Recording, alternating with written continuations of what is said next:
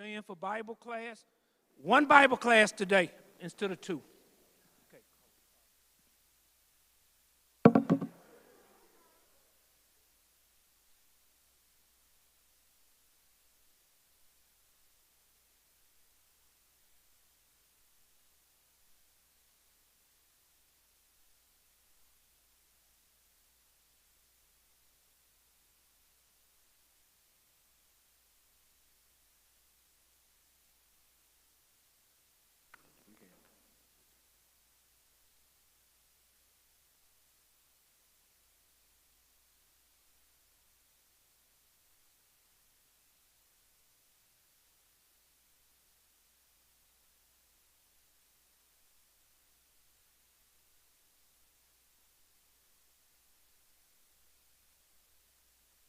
All right, good morning, everyone. How y'all doing today?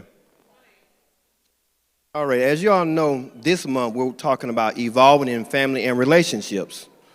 Now, we at first set it up to talk about family, and then me and Morrison, we peeled over and peeled over.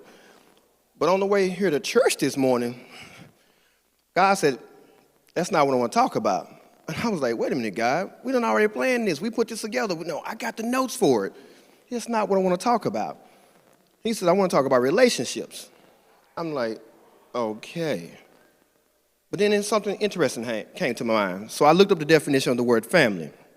Now, the definition of the word family in Webster says, a social group of one or more parents and their children living together. That's it. You don't see that kind of odd. They don't say anything about intimacy or working together or building together. It says a social group. So I decided to look up the definition of relationships. It says the way in which two or more concepts or people are connected. So, with that being said, I was like, that's interesting. It seemed like the other two should be entwined. You would think that family would show more of a connection or would be something that shows that we work together on, but it doesn't.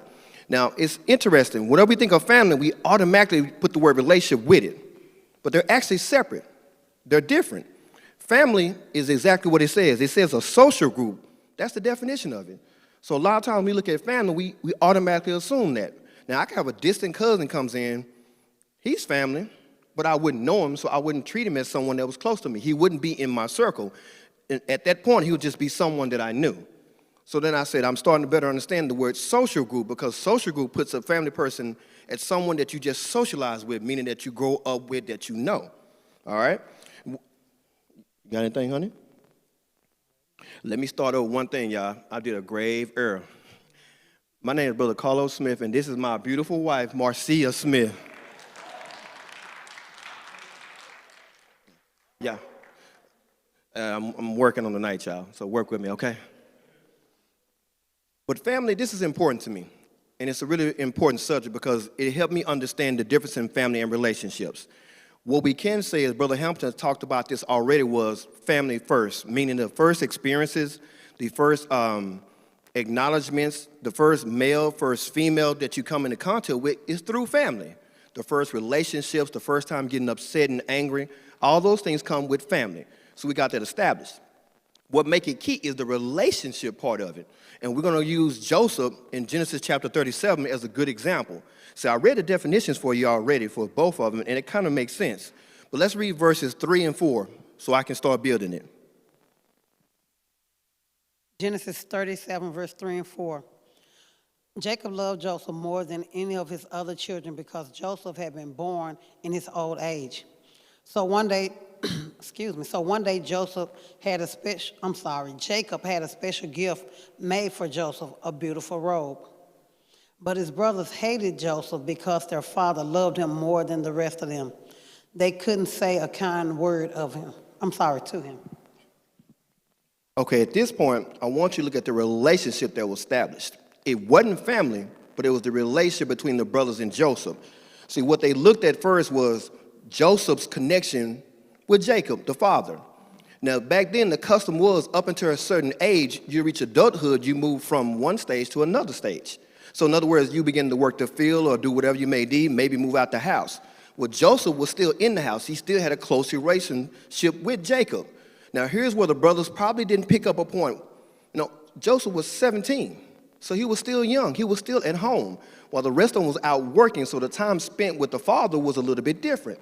So in their eyes, when he showed, well, it did say that he loved him because of his old age. But think about it. In his old age, he was looking at his life in front of him. He had already had several children, so you figured, you know what, I can get it right with this one. You learned with your experiences from the first children.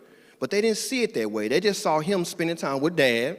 He got to go with dad. Dad bought him a coat and everything. But what's interesting is, what do you think they did when they were younger?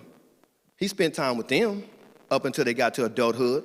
But they didn't see it that way. They just saw the relationship between the father, Jacob, and the son, Joseph. So they hated him because of that. That was the first part of it. That was the relationship piece of it that they began to build. Not the family, because he was brother. He was brother by blood or marriage. That was established. But the relationship was the understanding that they saw between their relationship. That was a big, big difference. You got anything to add to that, honey? Now, I do got to check in with the missus, when I'm giving my points. The money, you got a question or a comment? Yeah, I got a comment. I like what you said there, especially when families begin to hang out, when your parents start, and why you treat the grandkids better than you treat me? Like when I grew up, you weren't acting like this, but when the grandkids came around, you act like that. But Yeah. Exactly. about parenting, but as time wiser,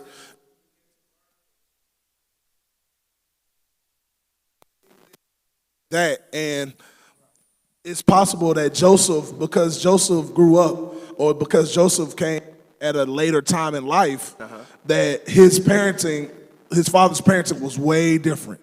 And it just looked different because now his brother's like, bro, Pops never treated me like this. You must be his favorite. But that just comes with wisdom because, like I said, parents are literally like Stephanie and I are about to be parents. We're just people. I don't know how this is going to happen. But, with God and with everybody else, encouragement and everything else, we're going to learn our way. But I'm sure when our grandkids come, it's going to be a totally different relationship. And that's just based upon age and wisdom. That's a good point you made. See, I wanted to clarify or support when you said relationship. See, when it comes to family, that's the biggest piece. Jovita? Not to take anything away from what Damani said, but Joseph was Rebekah's child, and Jacob loved Rebekah. He wanted Rebekah, but he had to marry her sister Leah first and work another 7 years to get Rebekah. So he did show favoritism in his old age, but it was out of love for his mother. Okay. Because she even passed in childbirth when she had Benjamin, his brother. So Jacob, he just had a different love for those three than he had for the rest of them. He didn't mean to, but he did. Okay. Now, let's go ahead and expand on that just a little bit then. That's why it said in Jacob's old age. See, before we can look at that part, his old age, meaning like the money said, he learned from his experiences. So in that fashion, we've all had it. I'm the oldest son. So when it came to my little sister, I felt like she was getting all the stuff. It wasn't that she loved her more. She was just younger. And when I was that age, I got what I wanted. But see, I was working then, so I wasn't at home much when my mom went to the store. I wasn't at home much when she went to the park or something because I was busy living my life or doing whatever it was I was doing at the time. So it wasn't intentional, but it only seemed that way because you were no longer receiving that. We call it favoritism, but you're no longer receiving that. Just like a child, you nurture a child. What's the saying we got? When you get grown or when you get old enough, you out the house? Well, Joseph wasn't there yet. Now, when it said that, I believe what it was trying to establish was, at this point, Jacob had really understood where he was at in his life, what the relationship that he had with his previous children showed him. Okay, I got to get it right with this one. let me fix some of the things, because that's a big old caveat there. We can go plenty of directions, but in this case, we're just looking at the relationship of the brothers and how they perceived it through Jacob. Not exactly why, just the relationship of why they perceived that way, because it said they hated him. So if we move on to the next setup, go ahead. I actually kind of want to piggyback on what Jovita said. I can understand why you said it, because like it does come into play, because even in life now, it seems like men or even women in different relationships tend to, because they're so much in love with the husband, the wife, or even the boyfriend or girlfriend, they do seem to show favor to another kid because it's that particular person. But also, I agree with Damani and Carlos, because to me, when they were stressing the fact that he was 17, was putting the fact that he was just that, still a teen that needed more nurture. That's a good point. All right, now, what I want to look at now is, let's start building on more on why the brothers were upset with Joseph. If you read the last part of verse number 2, because I want to establish kind of like Joseph being the young one and what the young ones normally do. I'm just going to read number 2. Oh, I'm sorry. Well, I'll go ahead. And basically, it said, and Joseph gave a bad report about his brothers. So basically what he was doing was he was being what the young ones do. Oh, I'm telling mom and dad, I know what y'all doing. You know, my sister do it all the time. We see her coming, we get quiet. We change the whole subject. You know, what you talking about? We were going to go in the backyard. Not, you know, they like, no, y'all wasn't. Yes, we were. And we all go to the backyard. We upset because we didn't want to go to the backyard. I wanted to go down the street and go to the park. But every time I take her with me, we couldn't do nothing, just stand there. But that's what Joseph was doing. He was basically bringing back report to his father, which is what you're kind of supposed to do. Well, not kind of do, but in order to keep him in check. You know, Jacob knew his sons. He did. So he kind of expected Joseph that. That was one of the reasons why they were displeased with him. Now you add the fact that he was having dreams, and in those dreams he talked about as if he was superior to them or he would be over them. So now they're like, look, first of all, he treats you better. Second of all, you always telling on us. Now you saying you have dreams, and in those dreams you're going to be over us, and you're the youngest one. Now you ain't taking everything. You can't have that. Not everything. You know, remember, basically he was a tattletale. That's basically it. Now let's look deep at the relationship. Let's read verse 19 and 20. 19.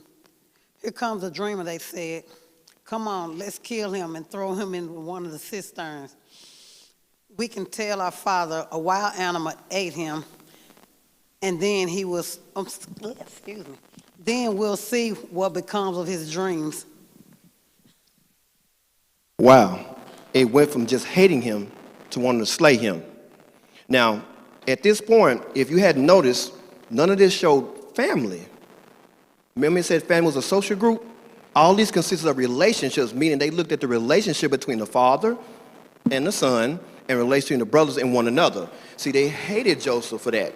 But at what point would it get so dire that you would want him dead over a simple dream? So what kind of relationship was building? That means that this was just stewing. Now, instead of focus on thinking about, well, he is the youngest one, we have gotten what we got from our father. So now, even if he did show favoritism, they were still part of the family. They were still inheriting or getting what was theirs. But no, they were looking at what Joseph was getting, not what they had. They looked at what he had and what they didn't get when they were younger. That was past. So keep that in mind about that. Think about it when Granny gets the youngest baby, or when Papa gets the youngest baby. It happens. It's a process, and I myself, I can think about it because when my youngest one was in high school now, and he's a part of the marching band, everything he do now is important now. I try to make every event that I didn't make with my older two, because I'm like, this is my last one. It's not that he was my favorite, it's just that I know that this is my last ride in this capacity of my children. So now it's like, wait a minute. And then I look back one day and I said, it does look like that. But the relationship that I have with my other two proves that it's not, because they've said it before. They told me, we know you don't love him more than us. It's just that he's in school and doing things and you want to be there. See, it was the relationship that I established with each one of my children that showed and supported that, so that when family matters come in, the first thing they see was the relationship with me and with the family. So you get why I'm trying to emphasize relationship and not just family.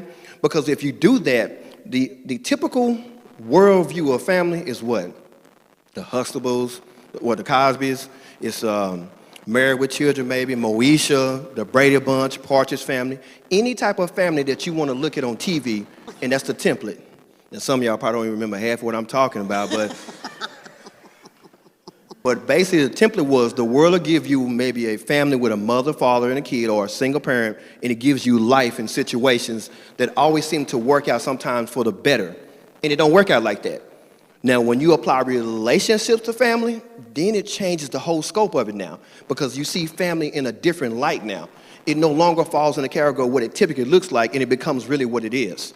And I think that's a lot of times where the church starts to veer from. We want to get the typical, this is what it looked like, Adam and Eve. It doesn't give you the explanation of Adam and Eve had kids. Interesting fact, not to veer too far off, but where in the Bible did it ever say Adam left Eve? It never did. So that meant that their relationship had to be strong enough to withstand everything they had gone through. So you see the importance of the relationship. You can have family. Remember that distant cousin I talked about? If you walk in now, he would be just another person. Only thing that would tie us together is family. But the relationship is not there, so then it doesn't show up. Now, oftentimes, when you do that, that's one of the staple points in the church. We come in, the relationship we build with one another, how we establish things, how we talk to one another, how we live and how we believe in one another, and how we support one another. Those relationships are depicted like that, and the Bible gives examples to show you that, we're a family too. We're not just a social group family, but we are a family with relationships. We have a good example. My name is Deacon Carlos Smith. If I say, hey, let's get up, we got to go now, it will fall different with each and every last one of you. With my wife and daughter, because of our relationship, they would know the move, just go. Being a part of the team, you may see me as that. Some see me as a deacon, you may move on that. So depending on the relationship with me is how you respond. And some of you probably wouldn't even move. It could be a blazing fire, and I'm like, run. Y'all just look at me and run where? Why? But see, the relationship plays the biggest part, and I think that's one of the biggest things this month that we're trying to get understood is that you can have family, but is family more important than relationship? The two are similar and may go together, but they're distinctly different. You want the relationship. See, look at the brothers. As they transpired, and it happened, they went back and told the father. They even talked about tricking the father. And when the father heard that the son went missing or died off, he was in despair. And could nobody do nothing for him. So in their minds, we knew he loved him more than that. And then they went on about their lives. And then Joseph went through all that he went through. Now I'm speeding forward, but then if you move forward to when the famine hit the land, and then the family came back. Now Joseph had an opportunity to probably treat them harshly like that. But in my opinion, I think that he just wanted to see, will you do the same thing with your younger brother, which was Benjamin at the time, that you did with me? Have you not learned anything? So he said, leave him with me, and then go, and come back. So they left, came back, and got it. Now the father was upset. Now think about it. I done lost my second youngest son. Now you want to take my last youngest, and you gonna leave me with y'all? Y'all didn't even take care of the first one, so now you're gonna take my only one? So that's kind of interesting. Think about that. First of all, the sons came back and gave a report that the youngest one, Joseph, had died. So he already thinking like, he went to check on y'all and you came back without him.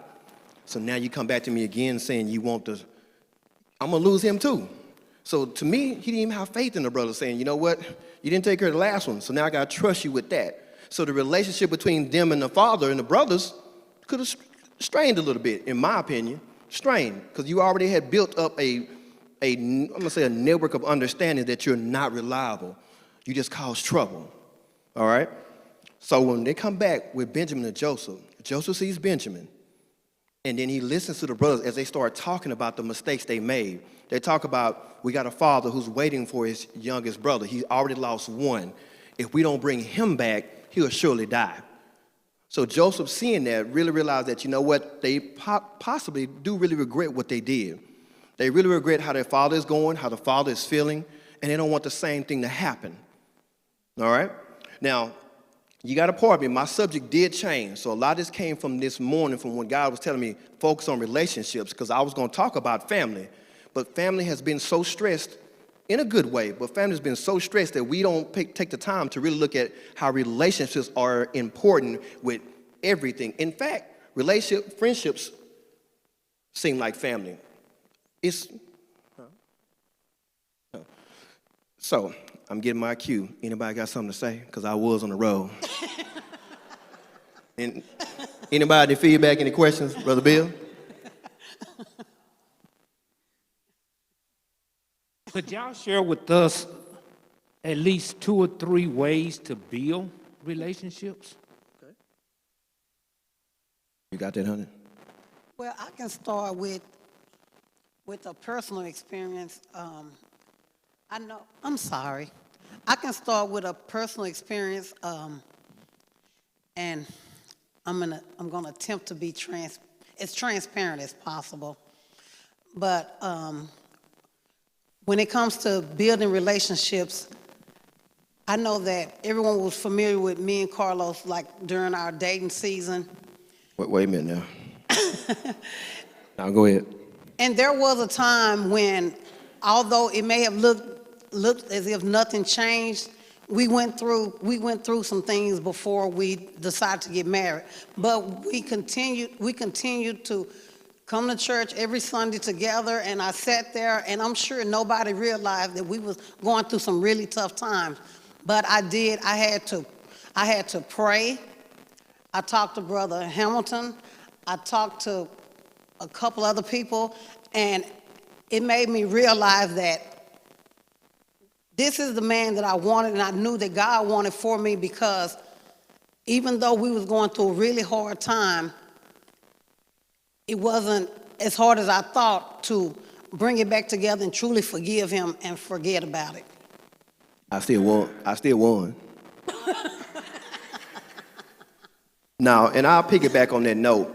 At that time, you have a process of learning, just like Joseph dealing with Jacob, and Javita made a comment.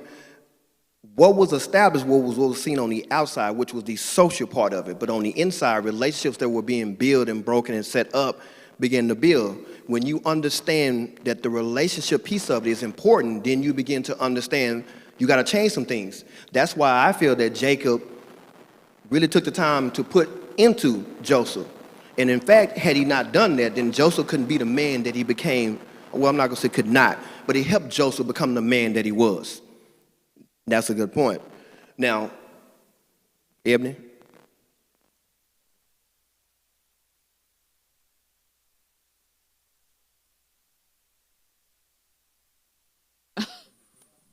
Okay, I was just gonna say that when it comes to building a relationship, I think that both parties will have to have a desire for it first.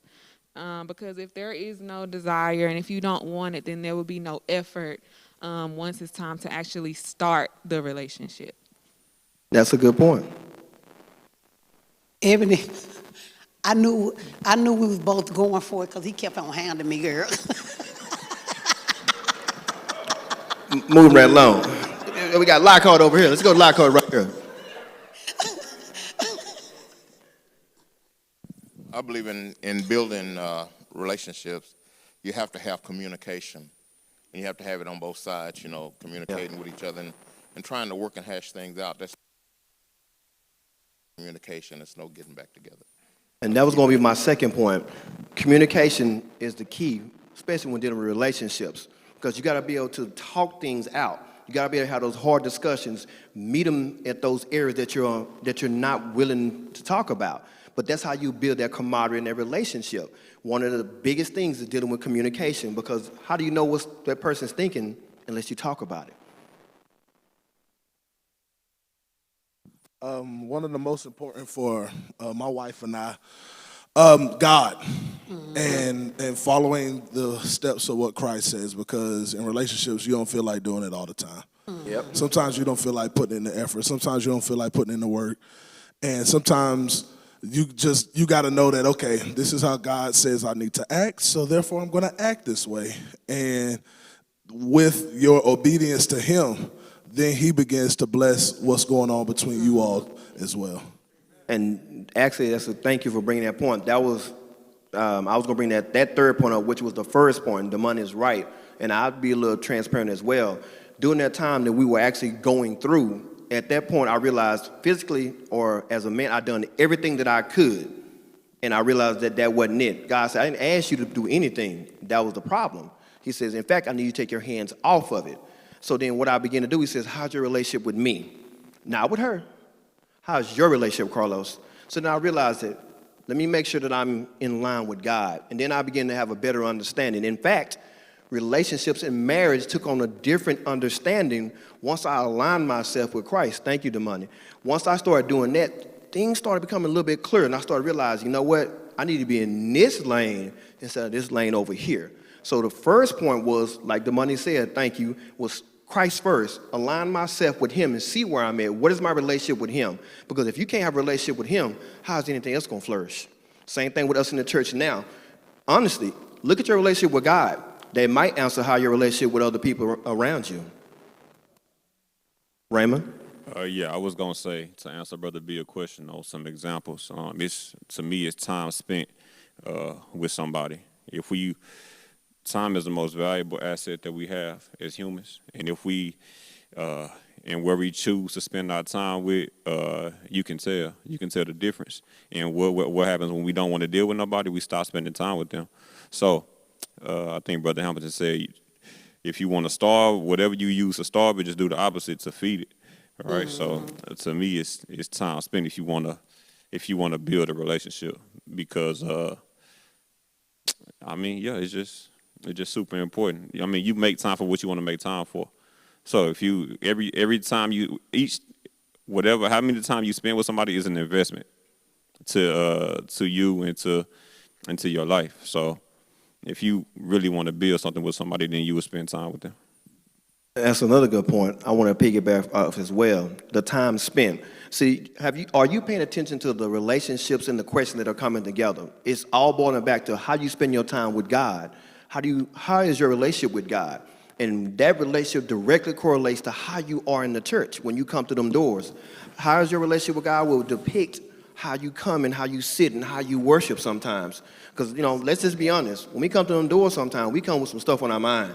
There'll be days that I'm like, you know what, I need to get to church. I need to get to church, because if not, I'm going to choke one of these people at work. It's just not working for me right now.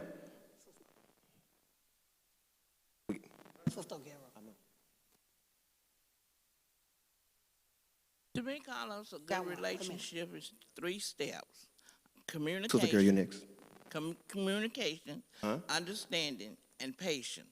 That also goes in a marriage. And if you don't have those, if you can't do those 3, you are doomed from the first. Sister O'Gara, that's a good point. Yeah, I was going to say, too, when we talk about spending time, I think we have to be cognizant of the fact that it's not the amount of time, it's the quality of time that you're spending. Because a lot of people spend time with one another, but it's not qualitative. It's not something that you walk away with that you can measure some type of accomplishment. It's almost like somebody saying, ooh, I've really been busy. And then my response to them is, okay, what did you accomplish? Because just because you're busy doesn't quantify that into terms of accomplishments. And I think we need to think about that as well, is that even when you're spending time with God and in the Bible, what did you come away with? How can you quantify that time? Because you said, I read my Bible every day, but what are you getting from the Bible that you can make applicable to make you a better person? So just reading the Bible in and of itself does not measure your growth in Christ. That's a good point. Yeah, Carlos, I think another reason is, I think the reason why me and Miss Landrum is pretty good, because I stopped looking at what she needed to work on, and I started looking at what Greg Landrum needed to work on. And I asked God for a makeover. Sometimes I'll say, God, I'm not going to argue with my wife, and then I'll do it over and over again. They keep coming over and over again. I'm not saying we argue. I'm just using it for an example. And I just say, God, just make me over. Make me become a better person. So I look at what Greg needs to work on, not Candace. And it's funny, when you look at yourself and you work on yourself, your wife or your husband will fall right in suit. Because now you're not looking at each other because all you're doing is pointing the finger at each other and the devil is happy. Start working on yourself, correcting yourself, and don't be afraid to say, Lord, make me over. Don't be afraid to let the Bible discipline you. Yes, right. Once the Bible disciplines you spiritually, and then all the blessings come right after that. Mr. Burnett? Well, to all you young'uns, Harold and I have been married 51 years, and during this 51 years, we've both had to learn to be forgiving. Every time we had a spat, I didn't run home to my mama. Every time I did something bad, he didn't go in the living room. We've never missed a night in the bed together, never. We saw beyond that mistake. We knew what we had. We made a vow. The night we got married, we made a vow not only to everybody that was, we made a vow to God that we're going to be there through thick and through thin, through sickness, through health, through rich. We made a vow to God. You don't make a vow to God and then do something else. You have to learn how to be forgiving and go beyond whatever you're dealing with. Brother Lockhart hit it on the head. Communicate. Yeah. You got to communicate or you'll never know what each other's doing. We've been married so long now I can read him without talking to him. I know what he's thinking. And it's amazing how you can go through that. He can do something I already know, So you have got to be more, I think Nora said this, more in the word, more forgiving. You have got to stick with it because you got to remember that vow you made was to God. Mm-hmm. Now, one thing I want to bring up as well, and you can take time and communication, but think about the brothers. Did they spend enough time with Joseph to truly understand where he was at? Did they take enough time to dedicate to their relationship to try to build that, to see where it was at? So basically, based on the scriptures, you can tell that the time was not put in. In fact, they went with their feelings, that sudden emotion. And that's what happens when you put time and effort into emotions. They change. Emotions go just like that. You can be upset one moment and be happy the next moment. That's why it's not good to make a judgment in a moment. That's why, and the Bible does say you have the right to be upset or you have the right to your feelings, but it's the action behind the feelings that actually play in that. Because you think about it, they were so upset with their brother, Joseph, that they actually thought about killing him. If Reuben had not stepped in and said, wait a minute, in my opinion, I think Reuben was just saying, I thought we was going to scare him a little bit. But then he started realizing that I think they serious. So he said, let's put him in a pit, which still kind of defeats the purpose. I know you're still running with them. You were talking with them. So at some point, you were still in agreement that he felt that way. Got another comment? I don't think the brothers were mature enough, and I think they were just putting feelings into it and just looking at what was happening instead of understanding why it was happening. That's a good point. I can only speak for how my communication with God has blessed me, because I think as you get older, you talk about grandparents, how we look at how they treat the little ones different than we were when we were growing up, right? So I think you age and you grow in your communication and understanding, it helps in all aspects of your life. I'll give you an example. I got married late, and the reason. Can you come down a little closer because for the mic to pick up? Is that better?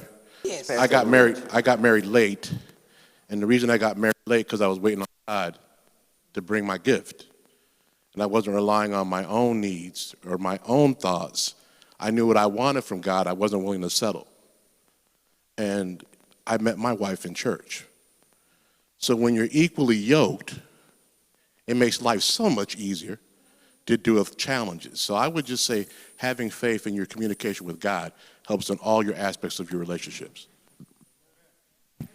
Now, one thing I want to bring in the context is as we kind of fast forward, remember when the brothers came during the famine to Joseph.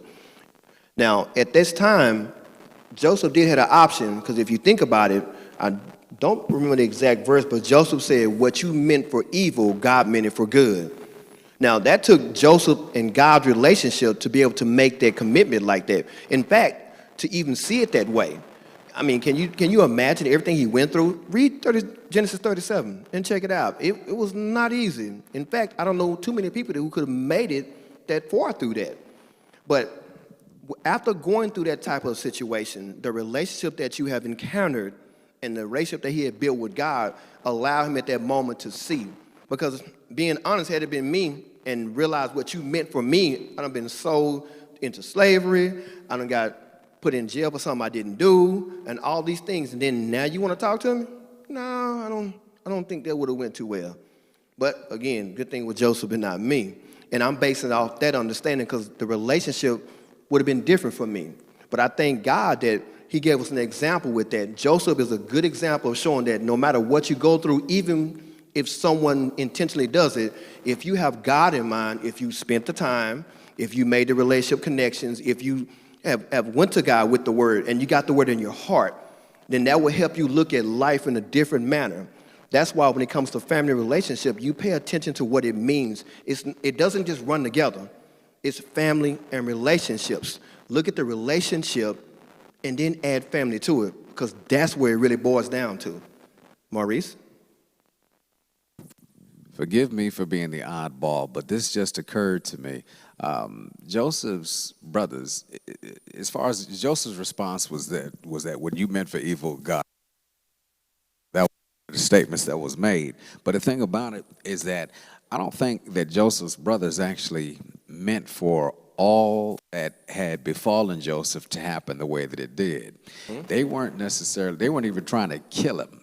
They were trying to make the presentation to daddy because of jealousy, but they weren't necessarily trying to kill him, but it's just all of the foolishness that happened as a result. And so my point is that one may have, or one may start off in one direction or with one thing in mind, but it can cascade or develop into a whole lot of other stuff. And so at times, just because you may see one thing doesn't mean that is all that there is to that whole thing.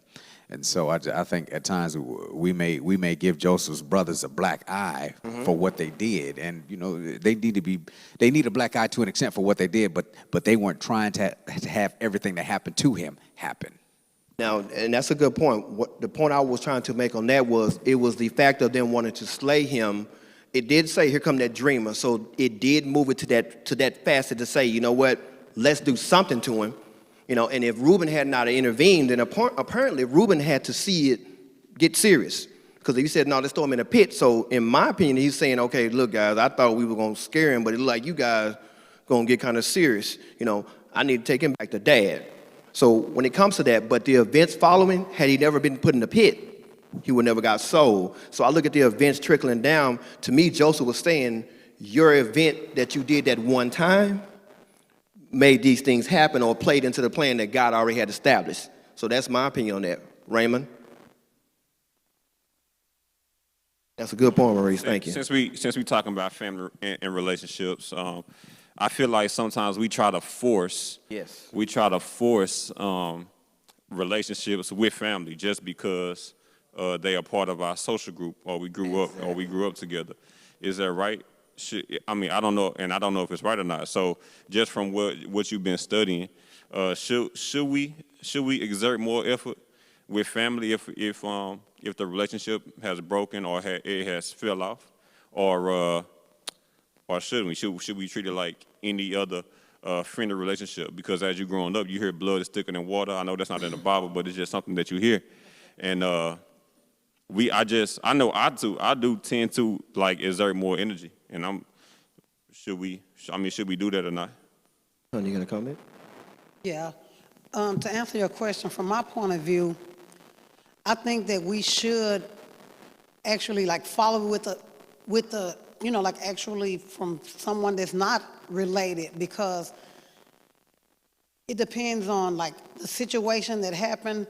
Everybody's not good for you, and sometimes that means family, and you just have to forgive them and go on. Not that you don't love them, not that you don't care about them, but they're not meant to go on your journey if they're not falling in line with where you're going. And, my plan is to be going on to glory. when I look at that, the first thing that I look at is the fact of, again, my relationship with God and that pathway right there.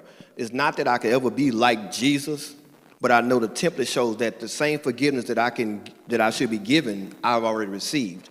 So when it comes to family, sometimes you have to be honest. Anyone shows you who they are, that's who they are, you know.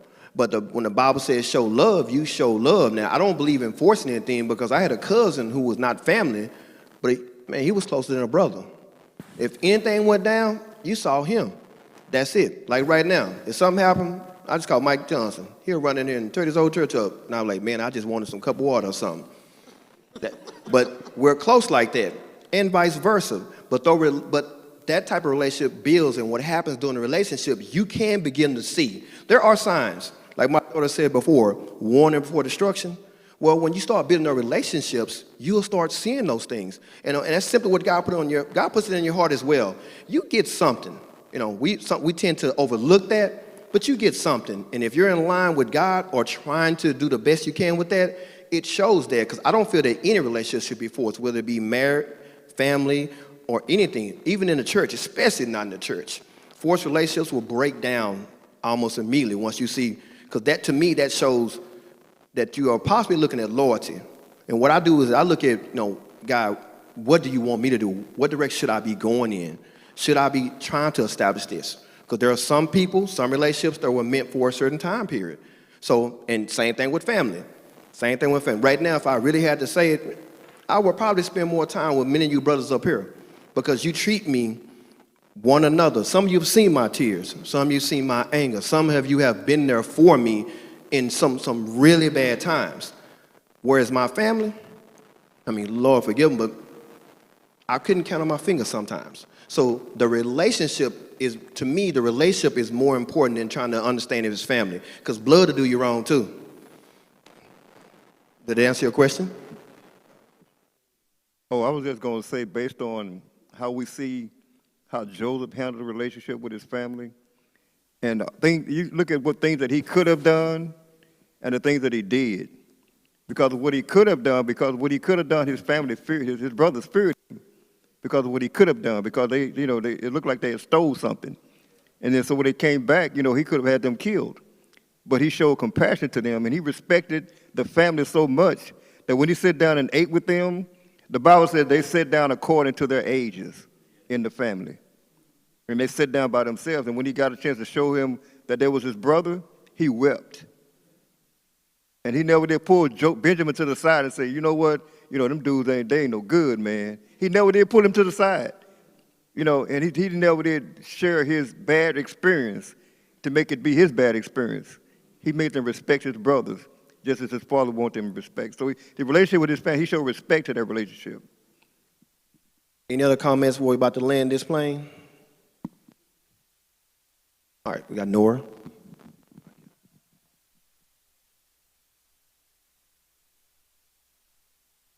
I was just going to speak to the question that was asked about, spending time with family, trying to resolve.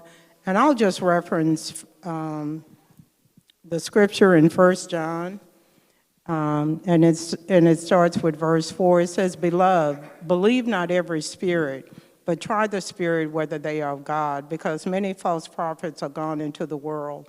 Hereby know ye that the Spirit of God, every spirit that confesses Jesus Christ is come in the flesh of God, and every spirit that confesses not Jesus." And it goes on to verse 4, and it specifically says this, is that you are of God, little children, and have overcome them, because greater is he that is in you that is in the world. So when we are trying to reconcile issues within the family, I think we need to make sure that both are willing to do the reconciliation and not spend major time trying to resolve something that the other person don't want resolution on. And so what we do in those instances is we pray for them. And because everybody has to come to God and confess to God, their weaknesses and how they are going to honor him. But I'm not going to spend a whole lot of time trying to convince my family member that I love them, and unless they're willing to accept that. I can go to them, but I'm not going to spend a whole lot of time in a futile effort. That's a good point. All right, well, I do appreciate and hope you guys were able to learn something or take something away for that, so I thank you for that. JK? We want to thank Ashford and Simpson. We want to thank, we want to thank Carlos and Marcy. They're all solid as a rock, I'm telling you. We appreciate that. We have the ministry meeting, but before then, we are going to do a preaching panel. I think these topics warrant a preaching panel. However, if you are interested in being on the preaching panel, please let me know. I will ask that you will, Sister Bill, can I use you? Give your information to Sister Bill if you're interested in being on it. The name of the preaching panel will be When Grace Meets Ideals, Ordeals, and No Deals. And the reason why we're doing this panel and the reason why we're going to do it is because every congregation has every situation. Every congregation has every situation. And I just don't want to ever become a congregation that highlights one particular situation and leaves people who do not fit that ideal on the outlier. Because everybody is one occurrence away from your situation changing. Everybody, with every situation. All it takes is one occurrence. You change. And it'll give you a fresh perspective. So it's better to connect and become sensitive and understand that grace just doesn't stop by the marriage from 51 years. Grace stops by the marriage that failed. Grace stops by the kid that came up with one parent. Grace stops by the two-parent home. We cannot pigeonhole grace. Otherwise, we pigeonhole ourselves. So that's what we're going to do it. If you want to be on that panel, please see Sister Bill. And we're going to close. Thanks, Carlos and Marcy, for another job well done. Thanks, Brother Derek Thomas, for doing the cardio. You got good cardio in today. He was vibing, passion, and doing that. Yeah, that's right. You lost 5 calories today. Let's pray. Anything else? Father God, thank you for this day. Bless us as we onward go. Thank you for Carlos. Thank you for Marcy. Thank you for this class. Thank you for what we're learning. Thank you for being a God who sees us, knows us, stands with us, dwells in us when situations are high and when they're low. Your grace is sufficient. In Jesus' name, amen.